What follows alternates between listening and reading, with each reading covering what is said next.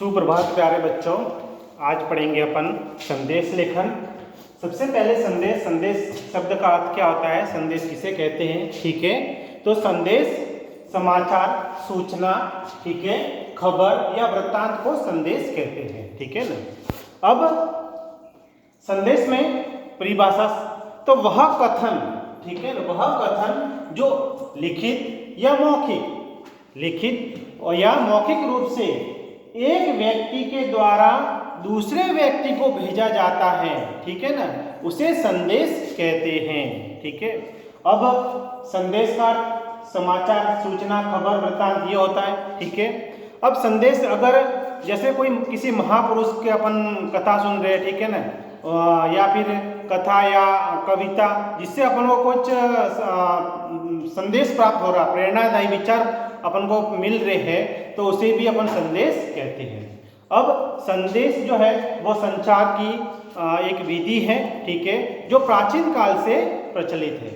अब संदेश के विविध माध्यम है। संदेश प्राचीन काल से चले आ रहे हैं। देखो, संदेश भेजने की प्रथा जो है वो बहुत ही प्राचीन है। प्राचीन काल में लोग कैसे भेजते थे? कबूतरों के द्वारा संदेश भेजते थे, ठीक है, या दूत या दूतिकाओं के द्वारा भी संदेश भेजते थे।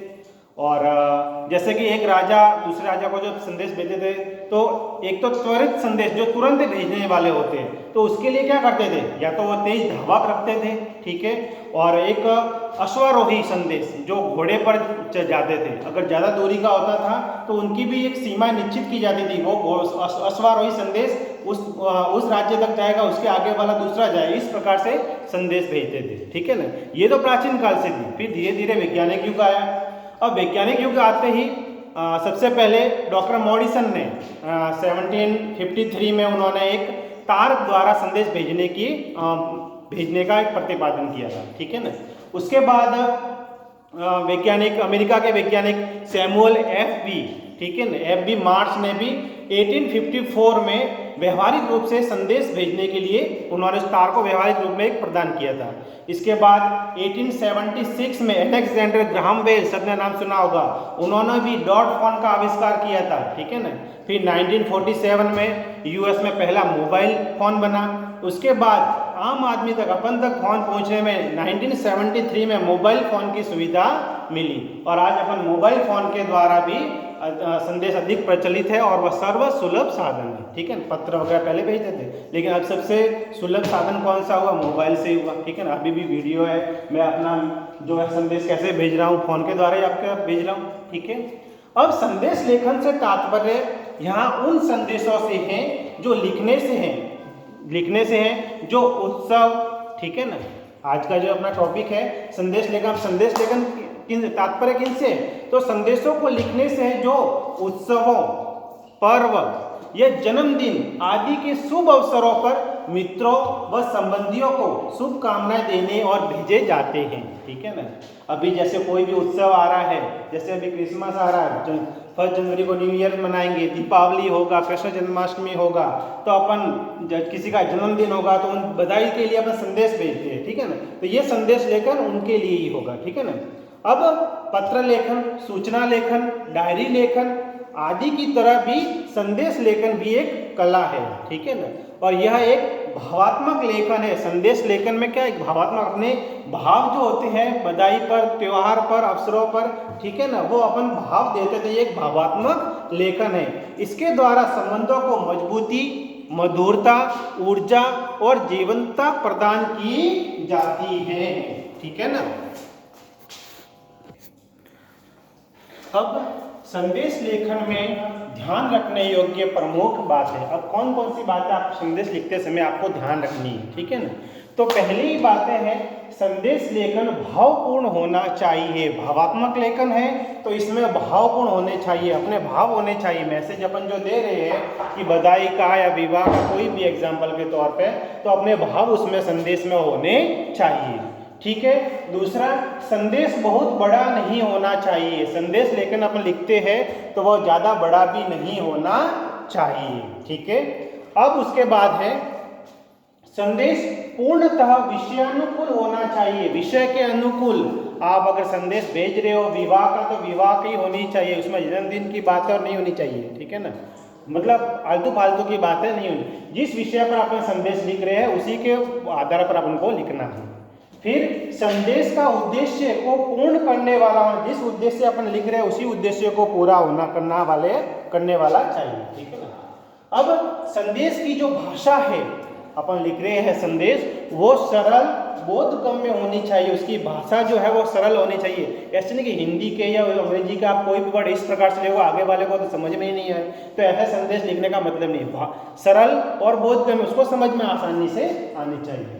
और शब्दों का चयन प्रभावशाली होना चाहिए, ठीक है ना, आराम से समझ में आ जाए, ऐसे शब्दों का ही चयन करना है। अब संदेश लिखना कैसे है, संदेश लिखते कैसे है, ठीक है ना। अब सबसे पहले संदेश लिखने के लिए सबसे पहले क्या होगा, सबसे पहले प्रेषक,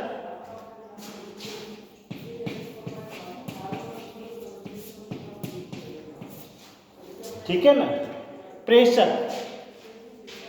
अब यहां पर जैसे कि प्रश्न में अगर दे रखा है, ठीक है ना, प्रश्न में दे रखा है कि आप अपने आप को रोहन मानते हुए अपने मित्र सोहन को जन्मदिन की बधाई संदेश लिखिए, तब तो आप अपना नाम रोहन सोहन उसमें दे रखा है। अगर नहीं दे रखा है तो आप यहाँ पर एग्जाम में सिर्फ क ख ग इस प्रकार से डॉट ही बनाना है, ठीक है ना, नाम नहीं लिखना है, नाम से नंबर कटते हैं, ठीक है। दूसरी बात, प्रेषक लिखने के बाद फिर दिनांक, यहाँ पर लिखनी है, दिनांक लिखनी है, ठीक है। जिस दिन अपन लिख रहे हैं उस दिन की दिनांक लिखनी है। उसके बाद संदेश जो है वो छोटा होना चाहिए। उसके बाद जैसे कि आप एग्जाम्पल के तौर पे, जैसे कि अपन छोटी बहन को लिख रहे हैं, ठीक है ना, अपने छोटी बहन को लिख रहे हैं, तो यहाँ पर ज़्यादा नहीं, या तो कविता की 2-4 लाइनें हो, ठीक है। जैसे कि छोटी बहन को जन्मदिन पर लिख रहे तो आयु और आरोग्य मिले, जीवन फूलो सा खिले, बल बुद्धि विद्या पाओ, प्रगति पथ पर बढ़ती जाओ, ठीक है, 4 लाइन या ज़्यादा से ज़्यादा 8 लाइन तक आप लिख सकते हो। ऐसे नहीं कि पूरी की पूरी कविता उतार दो, पूरी की पूरी कविता नहीं उतारनी, 2 लाइन 4 लाइन या 8 लाइन, 8 लाइन से ज़्यादा मत लिखना, ठीक है ना, नहीं तो फिर ज़्यादा बड़ा हो जाएगा और संदेश लेखन बहुत छोटा ही लिखा जाता है, ठीक है ना। तो इस प्रकार से या फिर कविता की लाइन है, या कोई अच्छा सा दोहा है तो दोहा लिख लो, या फिर कोई शायरी है अच्छी सी तो शायरी लिख लो, ठीक है। शब्दों का चयन भी अच्छे से होना चाहिए, ठीक है। और फिर अंत में यहाँ पर 4 लाइन लिखी आपने कविता की, उसके बाद जन्मदिन की हार्दिक शुभकामनाएं, ठीक है ना।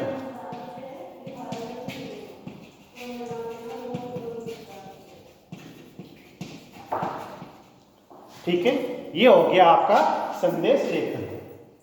आया समझ में? तो संदेश लेखन सबसे पहले प्रेषक, आपको नाम नहीं लिखना, अगर नाम प्रश्न में दे रखा है तो ही लिखना है, वरना क ख ग लिख दो आप, ठीक है।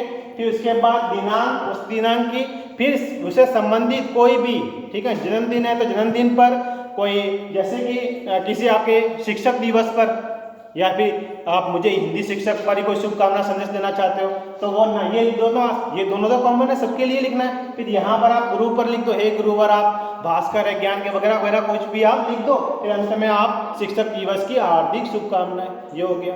इसी प्रकार से विवाह पर भी, इसी प्रकार से जैसे कृष्ण जन्माष्टमी है तो यहाँ पर तो 2 प्रेषक पर दिनांक लिखनी है, फिर कृष्ण जन्माष्टमी पर आप लिख दो थोड़ी 2 लाइनें, फिर यहाँ पर आप कृष्ण जन्माष्टमी की आपको हार्दिक शुभकामनाएं, ठीक है ना। तो इस प्रकार से संदेश लेकर लिखना बहुत ही सरल है, बस आपको ये 3 फॉलो करने हैं, पहला प्रेषक, फिर दिनांक, फिर यहाँ पर थोड़ा सा आपको संदेश देना है, फिर आपको ये बधाई वगैरह, ये तो आपको इतना ही करना है, बाकी कुछ भी नहीं करना है, ठीक है। उम्मीद करता हूँ कि आपको संदेश लेकर समझ में आ गए होंगे। धन्यवाद।